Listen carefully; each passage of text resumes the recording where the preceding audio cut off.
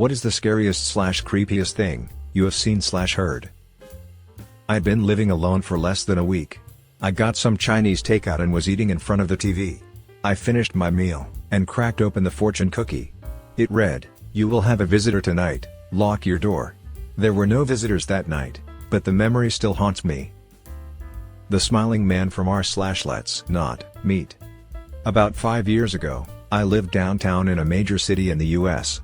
I've always been a night person, so I would often find myself bored after my roommate, who was decidedly not a night person, went to sleep. To pass the time, I used to go for long walks and spend the time thinking.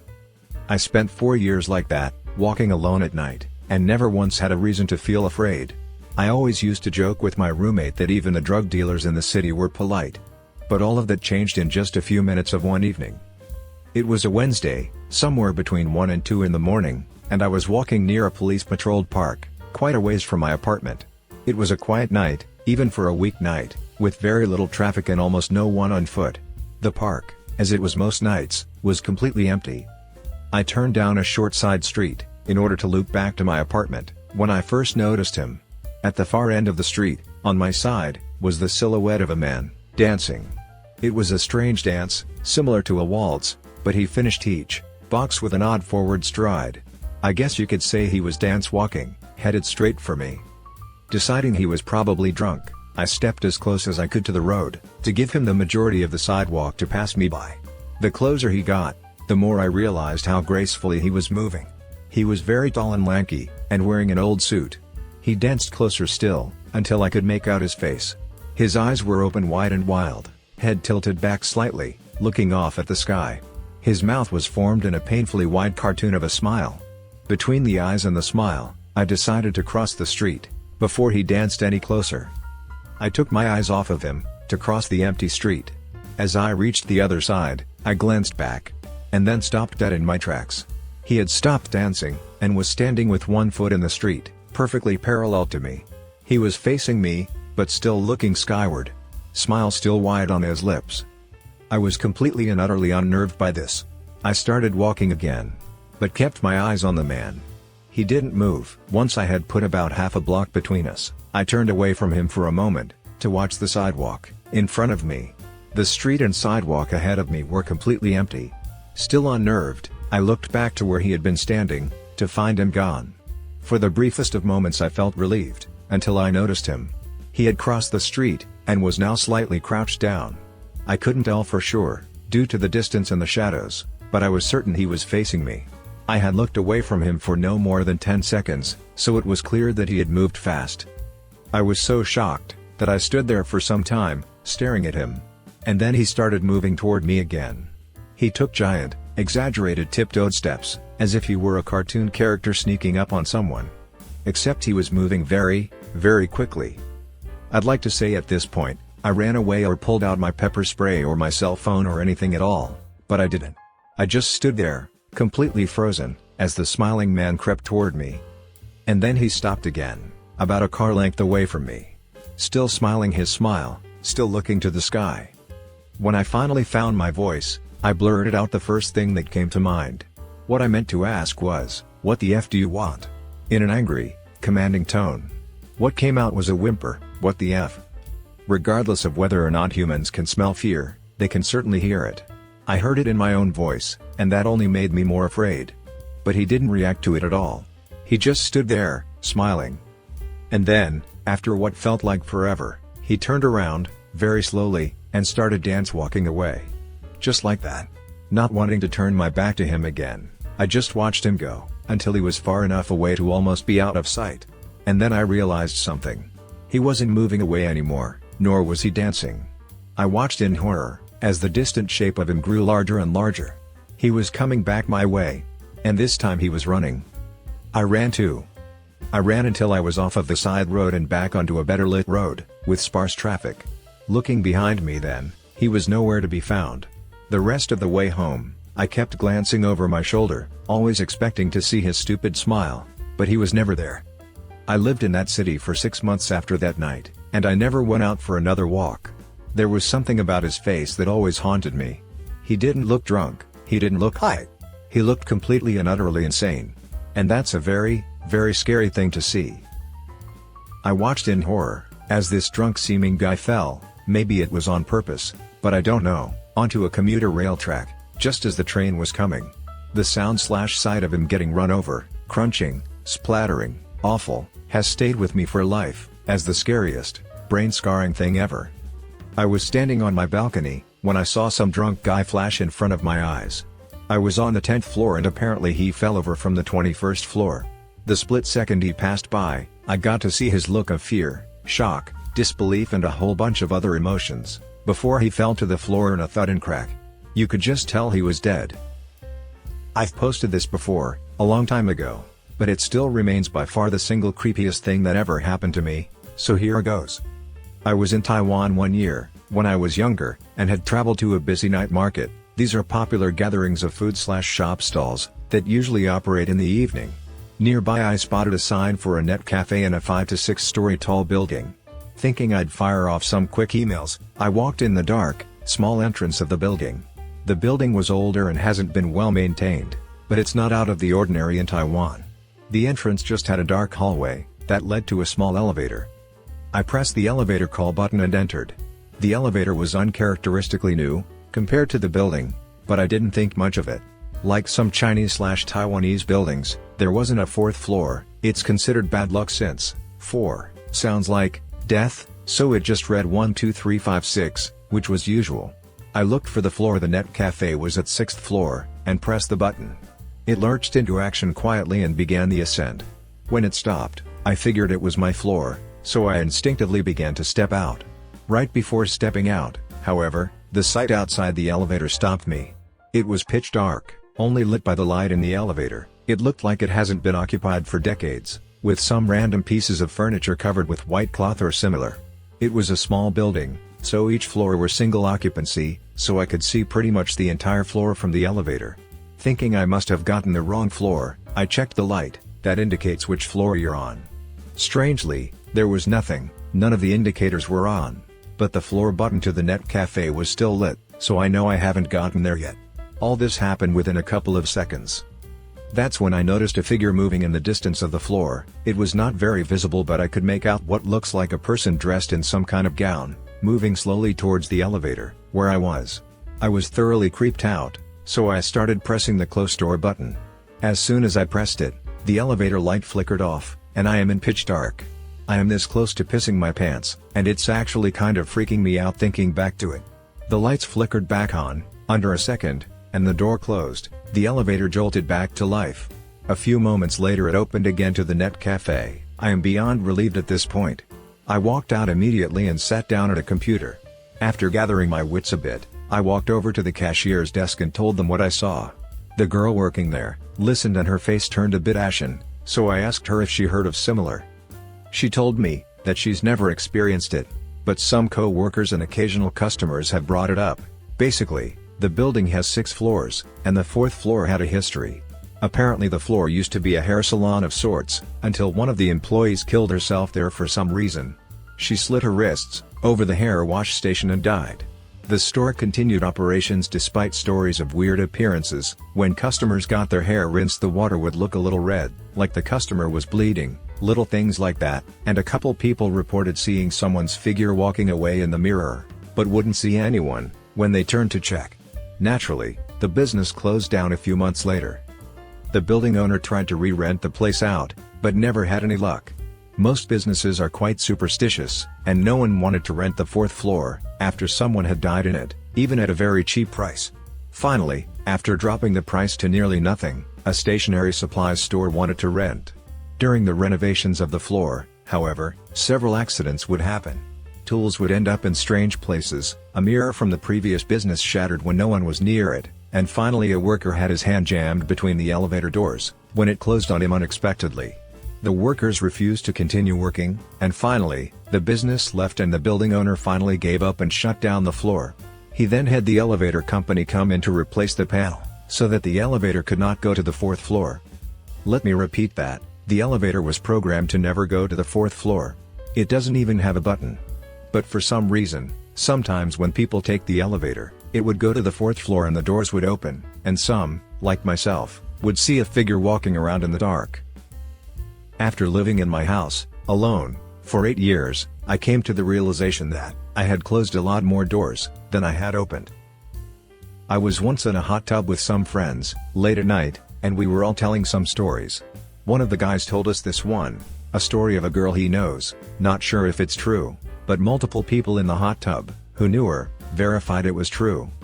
So one day, this girl was called over to babysit. She did it a lot for these people, so it was routine for her. Anyways, she was told to put the kids to bed at 9, and she did. After she put them to bed, she started watching TV and doing homework, waiting for the parents to come home. But then, she started hearing some noises coming out of the basement, like pans falling and stuff. She just ignored it, and thought it was the washing machine or something.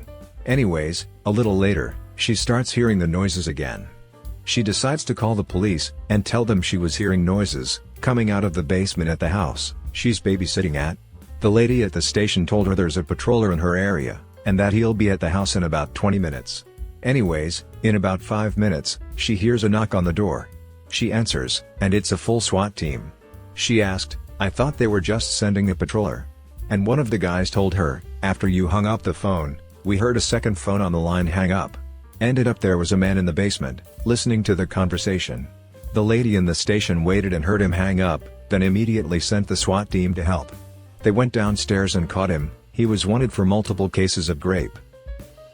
I used to work in a trailer park for my parents. Quite often, people would start using methamphetamine, begin to fall behind on rent, and get evicted. Whenever we evicted someone, their trailer was usually too torn to shit to actually do anything useful with it. Essentially, to prevent having a pile of shit trailer in the middle of the park, we'd buy it from them, and just tear it down. Anyway, the scary/creepy part. Many of these occupants had children. More than half of all of the children's rooms I found, had locks on the doors, from the outside.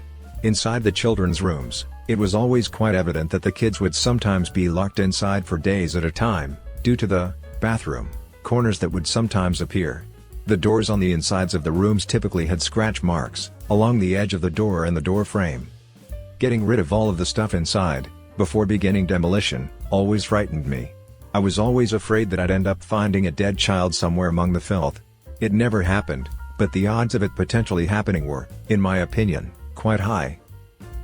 I was babysitting my nieces, one Friday night, while my brother-in-law took his wife to dinner. She has a strict bedtime of 8 p.m., so after successfully getting her to sleep, no small task, I decided I would watch the Skyfall movie, that people wouldn't shut up about. About halfway into the movie, I am absolutely chilled to the bone when Sophie, who sneaked out of bed and behind the couch, says directly into my ear, mere inches away, "You know James Bond murdered Jesus, right?" I haven't offered to watch her again. I saw this little bird walking on the street, when suddenly a seagull grabbed it in its mouth.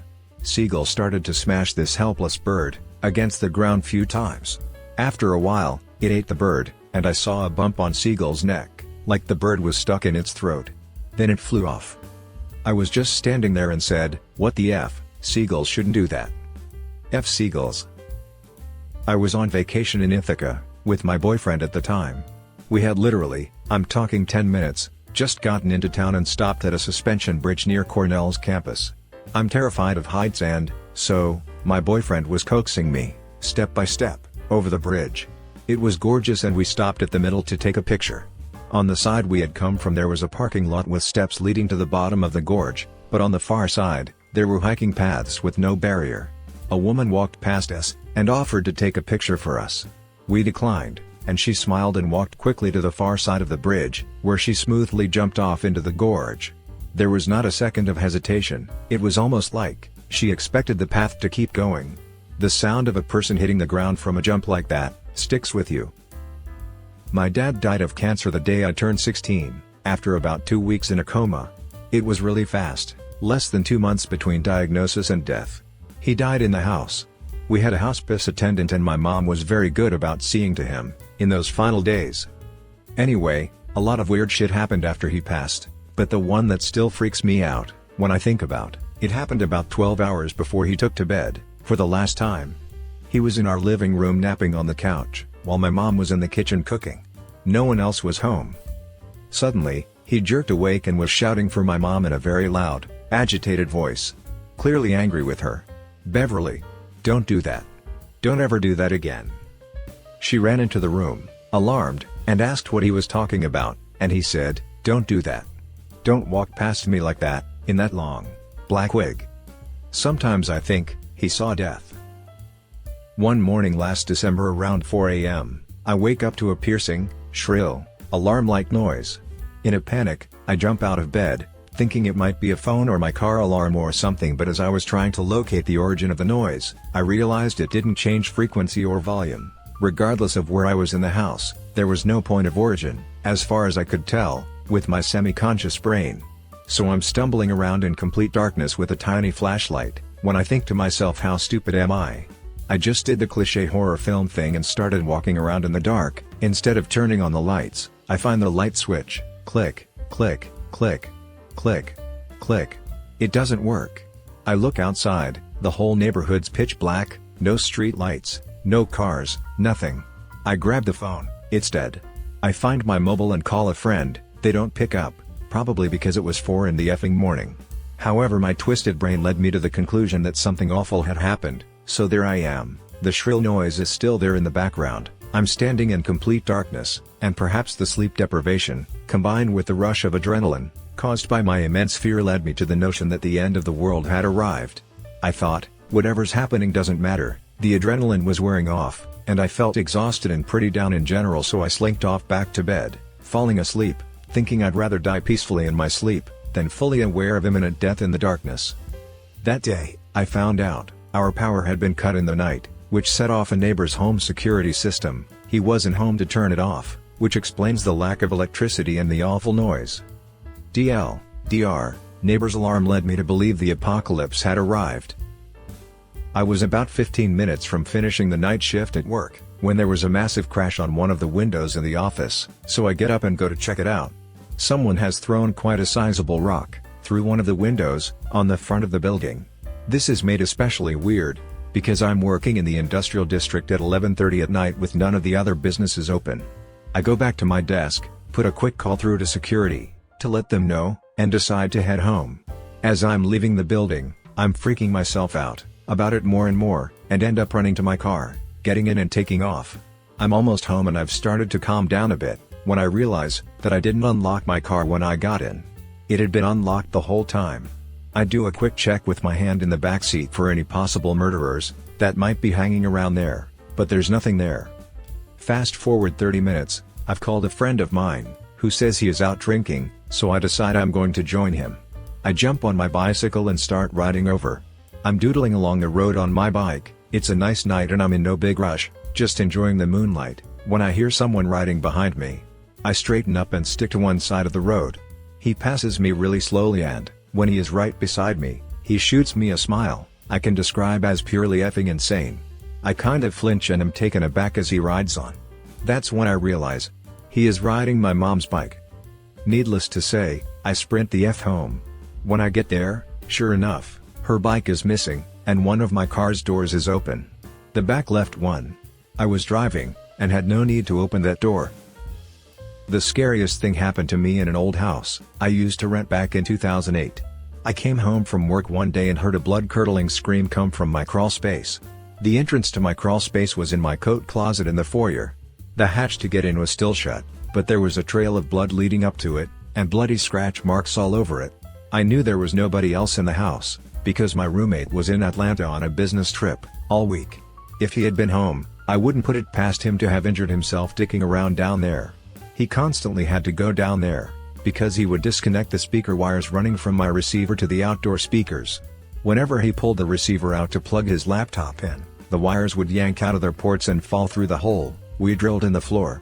They didn't have any slack, because the idiot at Home Depot that cut them for me didn't know what the hell he was doing.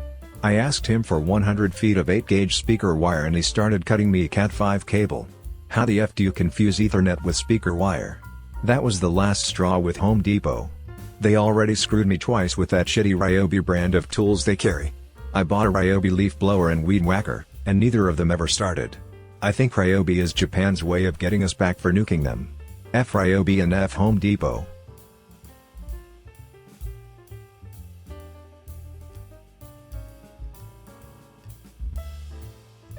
Maybe not the creepiest, but what's on my mind right now? I just moved into this house a year ago. There are child-sized handprints on one of my bathroom walls. Permanent handprints you can only see from a certain angle, like what water exposure does to paint. The previous owners have no idea what I'm talking about, and I don't know how they got there. Edit, I've been told, I should put this here. Edit 2, many of you have suggested grease or oil from kids' hands, which are reasonable explanations, but my room and bathroom are in the attic, which was only finished and turned into a suite by the last, childless, owners. I don't think many children, if any, have been up here. That's not to say, I think it's a ghost or anything, just that it would take some odd circumstances for that to occur. I should have mentioned it before, sorry. Edit 3, first off, I had no idea so many people would comment. Awesome. Some people wanted a size comparison, so I took a shitty second picture to try and satisfy them. I think I figured out what bugs me about the prints, they're child-sized, but not child-shaped. Well, that and they exist at all. Here's the pic. You can see the measuring tape, which puts them at around 4 inches, and my thumb for reference. My hands are small, my friends say I have carny hands, so these prints are pretty petite. Woke up one night around 1 a.m., heard the shower was on. I first thought it was my brother, he works night shifts, so thought he had came home late, and was in the shower. It went on for about half an hour, until I got up and went to see WTF he was doing. No one was in the shower, my brother wasn't home yet, I was the only one in the house. Still to this day, I have no idea how it turned on or who did it. Almost 5 years later, I still think about it and shit myself. Even writing this now, I feel like turning every light on in the house. Aha, why do I do this to myself? I house sit for a family friend, when she goes out of town. The woman who lives there, is really into a bunch of spiritual stuff, new age stuff, Reiki, etc. The very first time I was house sitting, I was outside watering the plants. I was the only one there and had closed the door after me. From the driveway, where I was watering, I had a completely unobstructed view of the front door, the only door that was unlocked at the time. When I went back inside, there, on the little table next to the front door, was a half-eaten cookie. The table had been completely clear when I went outside and I hadn't seen cookies that looked like that anywhere in the house. Nothing too creepy, but very puzzling and unsettling. When the woman returns, I mention it to her and she laughs and says she gets ghosts all the time. I'm a fairly skeptical person, but honestly, ghosts were the best explanation. The next time I was over, I was pooping around 10:30. The house itself is fairly old, and creaks from time to time, but nothing too loud or disruptive. While I was pooping, there comes a single loud knock, from the other side of the bathroom door. This wasn't a little creak or pop from the house, it was a loud, determined rap on the door. It was enough to scare my poop back in, for the rest of the night. About a year ago, I was climbing a tree in my front yard at around 4:30 a.m. I had walked a lady friend to her car and was killing time until I got the "I'm home" text, and the weather was nice for tree climbing, so I just did it. This particular night, my neighbors didn't lock their gate, like they normally do, leaving easy access to their tool shed, lawn mower, etc. I guess the guy forgot. It happens, but it was definitely noticeable. Large gate, right next to the road, expensive old man tools. So as I observed the gate from my lofty perch, and considered all of the reasons it would be open, I noticed a car coming down my street very slowly, eventually coming to a halt, right in front of my neighbor's driveway. I looked into the car and saw 2 young men pointing, and looking intently around his yard. Sketchy shit during daylight, much more so at night. After a minute or so of being too nervous to do anything at all, I realized I was leaning pretty heavy on some branches, exposing myself more than when these two had just driven up. That was when it happened. The guy in the passenger seat noticed me first. He did a panicky sort of double take when he first saw me, followed by what I generally assumed to be the words, "Oh shit," and rapidly punching the driver in the arm. Attempting to look menacing, I did the only thing I could think of, which was hold my arms up in a claw-like pose, like a T-Rex. When the driver saw me, he did the same panicky double take before slamming the gas, and hauling ass out of Dodge. I like to think I was the creepiest/scariest thing those two ever saw.